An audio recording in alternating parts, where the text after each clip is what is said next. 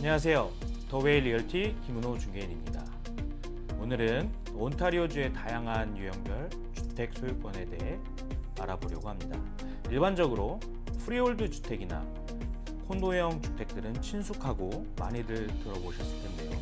의외로 우리 주변에 다양하게 분포되어 있지만 무심코 지나쳤던 오너십 형태들이 있습니다. 코업, 랜드리스, 파슬 오브 타이드 랜드. 아마도 조금은 생소하게 들리실 텐데요. 지금부터 확인해 보겠습니다. 첫 번째로 프리홀드입니다. 내가 소유한 땅과 건물들이 공동 소유나 공동 관리되는 공간이 없이 완전히 나의 소유물로 여겨지는 형태입니다. 당연히 가장 자유로우면서도 가장 많은 책임이 따르는 프리홀드 오너십은 그 프로퍼티가 위치한 해당 지역 건축법에 위배되지 않는 범위 내에서 자유롭게 레노베이션도 가능하지만 그 소유한 땅과 건물에 대한 유지 및 관리 비용은 전적으로 본인이 책임져야 하는 부담이 있습니다. 주변에 쉽게 찾아볼 수 있는 프리홀드 유형의 주택들은 타운하우스, 세미 디태치드, 디태치드 하우스들이 프리홀드 오너십에 해당되는 경우가 많은데요. 그렇지만 그 유형의 집들 중에서 프리홀드가 아닌 콘도로 분류되는 경우도 있습니다. 특히 콘도 타운하우스는 어렵지 않게 찾으실 수 있고 가끔 콘도 디태치드도 드물지만 존재합니다. 다음은 콘도미니엄입니다. 콘도미니엄은 개별 유닛에 대한 소유권이 분리되어 있지만 공용 면적, 예를 들어 수영장, 짐, 게임룸, 파티룸, 그런 부대 시설, 단지 내에 있는 레인웨이와 조경 등에 대해서는 공동으로 소유하고 있는 형태입니다. 해당 유닛의 면적에 따라 공용 면적의 지분을 구입하여 건물을 공동으로 관리하는 형태를 말합니다. 구매한 유닛은 구매자 개인에게 당연히 소유권이 있고 본인 소유 유닛에 한하여 콘도 승인하에 구조 변경도 가능합니다. 콘도 타운하우스 같은 경우에는 위와 같이 함께 사용하는 편의시설이 없는 경우도 있지만 타운홈에 따라 어떤 집들은 콘도 코퍼레이션에서 창문이나 지붕, 레인웨이 등의 관리를 맡아서 해주는 경우도 많습니다. 공동으로 관리하고 사용 가능한 여러 편의시설들을 내가 많이 사용하든 사용을 전혀 못하든 정해진 monthly 콘도 관리비는 매월 지불해야 합니다.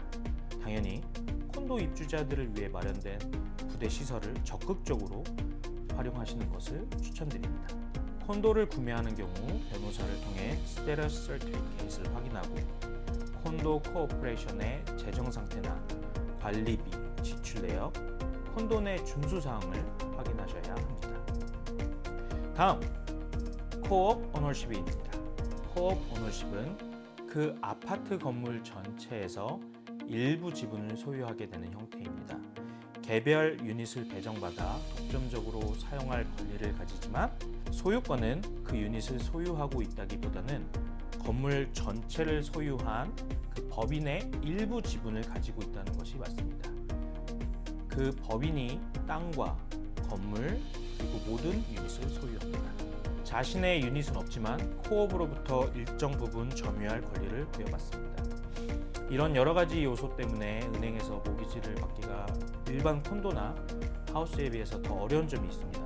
론 투 밸류, LTV도 낮게 나오기 때문에 다운 페이먼트도 더 많이 해야 하고 콘도 법인의 승인을 받아야 하는 등 절차상 까다로운 단점이 있습니다. 그러나 그런 단점들로 인해 형성되는 가격대가 동일한 주택 면적률에 비해 낮기 때문에 구입에 대한 재정적 부담이 줄어들기도 합니다. 랜드리스. 매우 생소하게 들릴 것 같은데요. 랜드리스 오너십 형태의 집을 구입하시면 그 집, 건물은 소유하지만 그 토지에 대한 소유권은 없습니다. 그 토지는 임대 형태이면서 그 위에 세워진 건물, 집, 비즈니스는 개인이 소유한다고 보시면 됩니다.